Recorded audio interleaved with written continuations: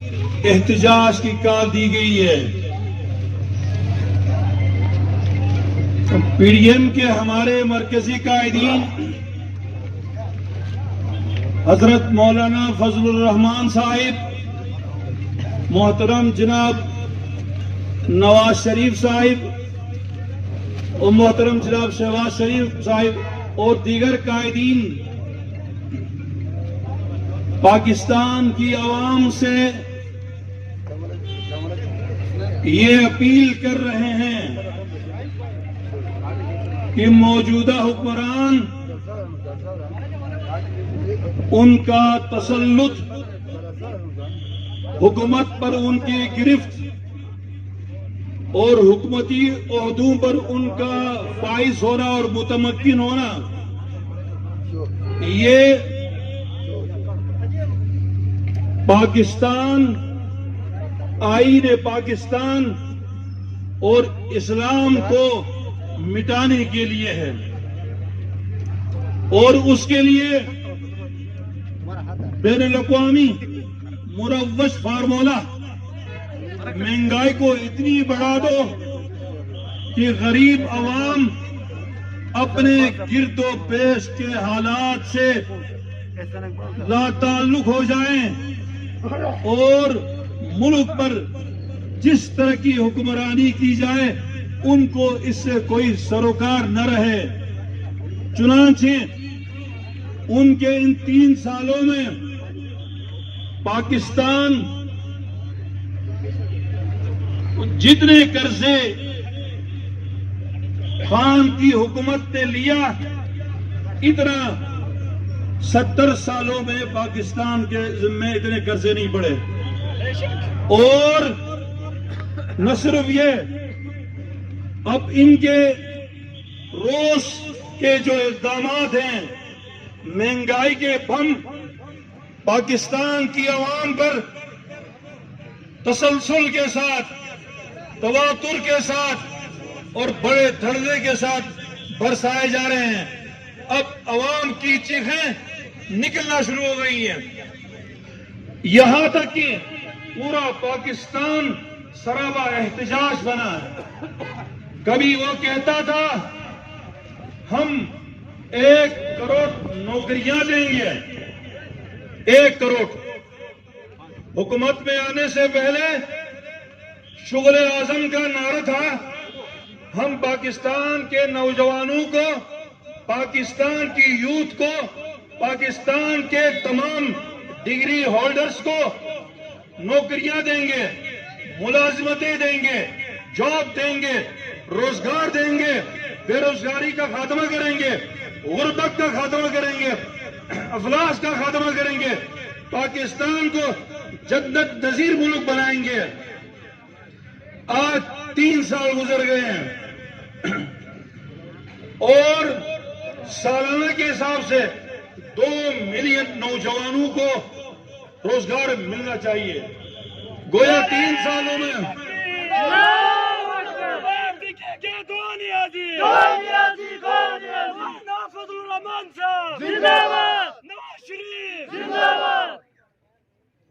میرے دوستو،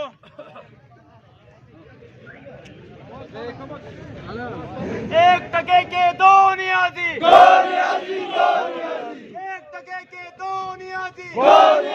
مہنگائی سرکار مردہ باد، مہنگائی سرکار مردہ باد، مہنگائی سرکار مہنگائی سرکار مہنگائی سرکار مردہ باد۔ مکھی تیرا شو نیازی، 1 ٹکے کے 2 نیازی، منجی تیری چور نیازی، آٹا چوروں کی سرکار نہیں چلے گی، نہیں چلے گی، گندم چوروں کی سرکار نہیں چلے گی، نہیں چلے گی، ہوائی چوروں کی سرکار نہیں چلے گی، نہیں چلے گی۔ فاعل خان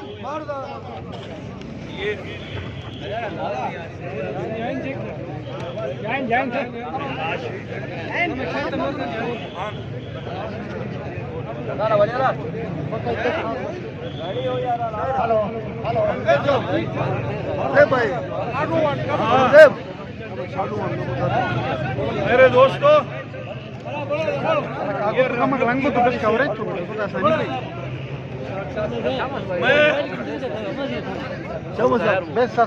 میں آپ کے سامنے یہ عرض کر رہا تھا کہ اس شغل اعظم نے اعلان کیا تھا 1 کروڑ نوکریاں ہم دیں گے. 3 سال گزر گئے, 60 لاکھ لوگوں کو اب تک روزگار مل جانا چاہیے, لیکن ان کی عوام دشمن پالیسی, مہنگائی اور خطرناک قسم کی بے رحم, ظالم اور شفاق مہنگائی نے پاکستان کے نوجوانوں کو بے روزگار کر دیا, ڈگری ہولڈرز کو مذاق بنا دیا. پاکستان کے اندر بے روزگاری کے اب وہ سیلاب بہنا شروع ہوا ہے. اگر اس سیلاب کو اگر کوئی طاقت, کوئی لیڈرشپ ان کو صحیح نہج پہ لے جا سکتی ہے تو وہ پی ڈی ایم کے قائدین ہیں. ہم آپ کو صرف یہ بتانا چاہتے ہیں, جن لوگوں نے خان کو سپورٹ کیا, خان کو ووٹ دیا, خان کے حامی ہو گئے, اپنی مجلسوں میں سر گریباں میں ڈال کر رو رہے ہیں اور عوام کے سامنے آ کر دفاع تو کرتے ہیں ان کا, لیکن پیچھے جا کر شرمندہ ہے. کوئی بات دفاع کرنے کی رہی نہیں. مہنگائی کے خلاف, حکومت وقت کے آئین دشمن اقدامات کے خلاف, پاکستان دشمن اقدامات, پاکستان کے آئینی اداروں کو معطل کیا جا رہا ہے, پاکستان کے آئین کو معطل کیا جا رہا ہے, پاکستان کے آئین سے بغاوت کرتے ہوئے قادیانی طبقے کو نوازا جا رہا ہے, پاکستان کی اسلامی شناخت کو مٹانے کی کوشش ہو رہی ہے, پاکستان کو صومالیہ بنانے کی کوشش ہو رہی ہے, پاکستان کے اندر افراتفری پھیلانے کی کوشش ہو رہی ہے. میرے دوستو, یہ کوئی بائی دی وے نہیں ہو رہا ہے, یہ اتفاق کی بات نہیں ہے, یہ باقاعدگی سے پاکستان کے وجود کی دشمن طاقتیں بین الاقوامی سطح پہ وہ اس کو بڑا ڈیزائن انہوں نے کیا ہوا ہے, پوری پلاننگ ان کی ہے. وہ سب کے سب مل کے پاکستان کو دو مشکلات سے دوچار کریں. اسلامی دنیا میں اگر کوئی ملک اس قابل ہے, ایسی صلاحیتیں خدا نے اس کو دی ہے کہ وہ عالم اسلام کی قیادت کر سکتا ہے, وہ الحمدللہ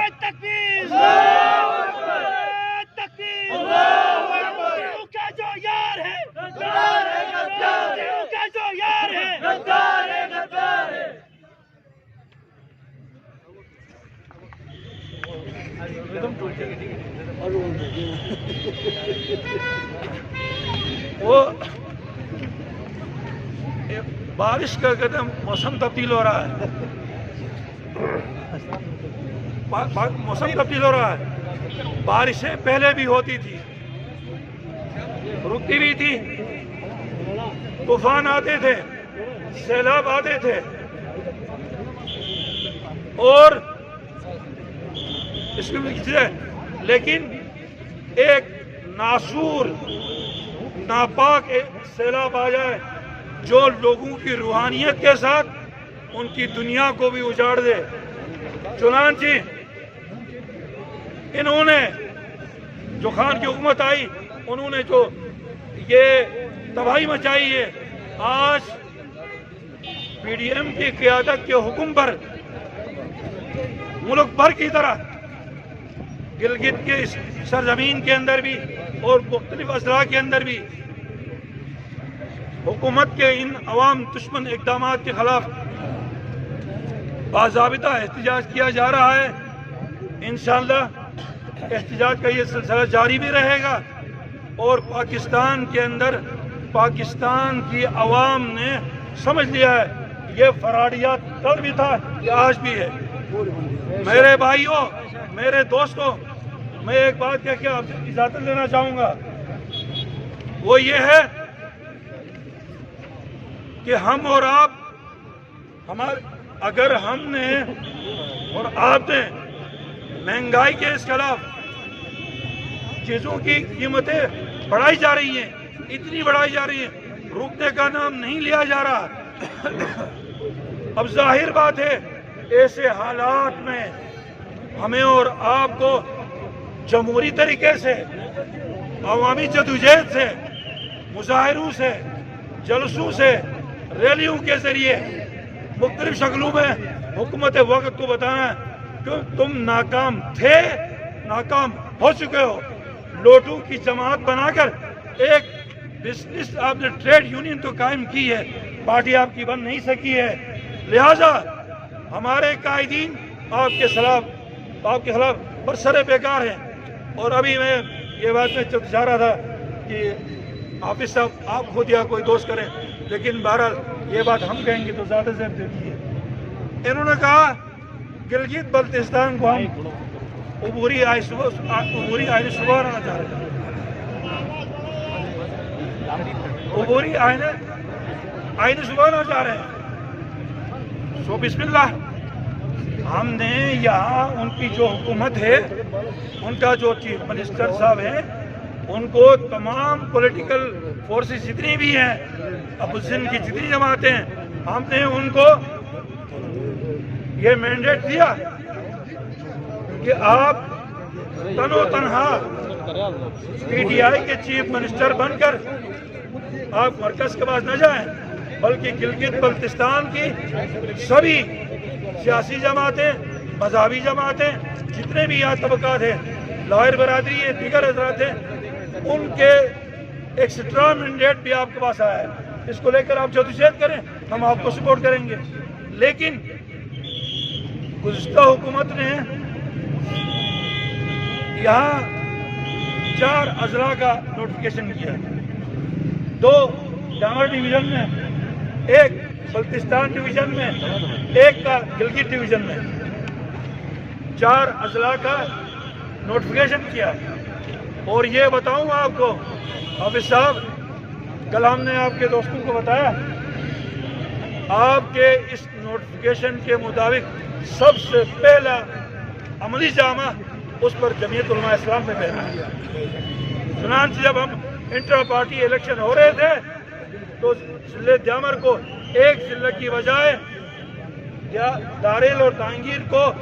پلس کر کے ملا کر 3 اضلاع کی بنیاد پر یعنی ہماری تنظیم سازی ہوئی۔ اور اس کے بعد تو لہذا عبوری آئینی صوبہ بڑی چیز ہے۔ آپ نے یعنی پی ٹی آئی کی حکومت ہے، یہاں آ کر اس نوٹیفیکیشن کو بھی آپ نے یعنی معطل کیا، تو کم از کم غیرت کا تقاضا یہ ہے، یہ ساری پارٹیاں آپ کو سرخرو دیکھنا چاہتی ہیں، اس لیے نہیں تحریک انصاف کے، اس لیے ہماری دھرتی کے بیٹے ہیں آپ، ہم آپ کو ناکام دیکھنا نہیں چاہتے ہیں۔ آپ یہ تمام پارٹیوں کا مینڈیٹ لے کر پارٹیوں سے جنگ کریں، اپنی جو مرکز میں حکومت ہے ان سے بات منوائیں، اگر وہ کوئی بات نہیں مانتی ہے تو پھر ان کے شرائط پر پانے کی ضرورت نہیں ہے۔ 70 سالوں سے اس فریب میں رکھا ہے، تو خدا را آپ اس فریب کا شکار نہ ہو، کم از کم آپ گلگت بلتستان کے عوام کے جو محرومیاں ہیں آئینی، اس کو سمجھیں۔ اگر عمران خان ٹھیک ہے آپ کا لیڈر ہے، ہلو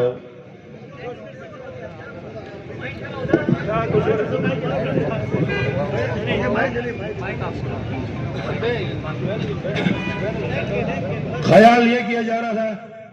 اسپیکر تھک جائے گا، یہاں مائک تھک رہے ہیں۔ بھائی جمعیت علماء اسلام سے ہم نے اور دوستوں کی تشکیل نہیں کی، وہ بات کریں۔ مسلم لیگ کے سارے بھائی قابل احترام، ٹھیک ہے نہیں؟ تو لہذا ہم سب کی طرف سے اپنی پارٹی کے اس بنیاد پر اور کافی طویل عرصے کے بعد گلگت بلتستان کے فضاؤں کو اس طرح کا ایک نیا عبوری اتحاد نظر آیا ہے۔ اب چونکہ یہ بات طے ہے، الحمدللہ ثم الحمدللہ، یہاں پاکستان کا آئین کا اطلاق نہیں ہوتا، لیکن ہم آئین کے ساتھ کھڑے ہیں، پاکستان کے ساتھ کھڑے ہیں، پاکستان کی سالمیت کے ساتھ کھڑے ہیں. خان صرف غریبوں کا خون نہیں چوس رہا ہے, وہ غربت کے بم نہیں گرا رہا ہے, وہ تو پاکستان کی آرمی کو بھی بدنام کر رہا ہے.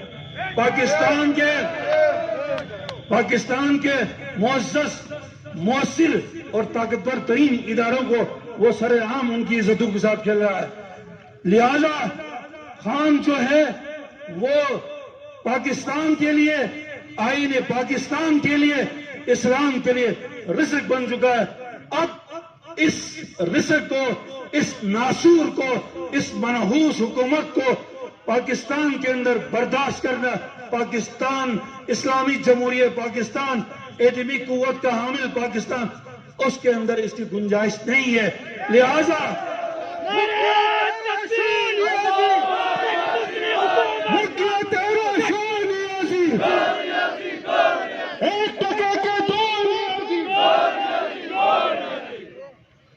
بہرحال ہماری تقریر گھنٹے کی ہو, آپ کے 2 منٹ کے نعرے عوام کے جذبوں کو ابھارتے ہیں. یقیناً پاکستان کی عوام اس وقت جاگ چکی ہے, پاکستان کی عوام جاگ چکی ہے. اس کی مثال یہ لے لیں, کل پرسوں انہوں نے اپنے قریب ترین لوگوں کو کہا پی ڈی ایم کے چیئرمین سے میری ملاقات کراؤ, خدا را میری ملاقات کراؤ. تو 3 سال آپ نے مولانا صاحب اور نواز شریف صاحب کے یعنی جس طریقے سے عزت اچھالنے کی کوشش کی, کردار کشی کی, ان کو مجروح کرنے کی کوشش کی, آج تم ان کے پاؤں بھی پڑو گے نا, وہ ٹھوکر ماریں گے, تمہیں عزت نہیں دیں گے. عزت دینا سیکھو, عزت دینا سیکھو گے. میں آپ تمام حضرات کا آج کے اس پرامن اور منظم مظاہرے پر آپ سب کو یعنی آپ کے جذبات کو, آپ کے خیالات کو, آپ کے عزائم کو سلام پیش کرتا ہوں اور دعا گو ہوں مولا کریم اپنے فضل و کرم سے پاکستان کی اس نااہل, نالائق اور ناجائز ان حکمرانوں سے نجات دلائے.